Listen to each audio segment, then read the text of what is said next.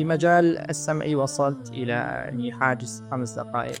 بداية أريد أن أقول كيف حالي قبل الدخول في الدورة، بالأخص في مجال اللغة. كان معرفتي للغات قليلة جدا بسبب عدم استطاعتي للدخول في الدورات، وهذا اللي كنت أخاف منه كثيرا، لأنني كنت بالصعوبة أحفظ الكلمات الأجنبية، وعندما كنت أريد أن أذكرها كان صعب علي جدا. وبدأت وتركت يمكن في 3 أو 4 لغات وما استمر. وبعد ما تعرفت في الدورة الإنعاش العقل في دكتور علي ربيع، لله الحمد، بداية الأمر كنت لا أؤمن بها كثيرا، ولكن بعدما تعرفت عليها وشاركت في الدروس والمحاضرات دخلت مساق اللغة التركية.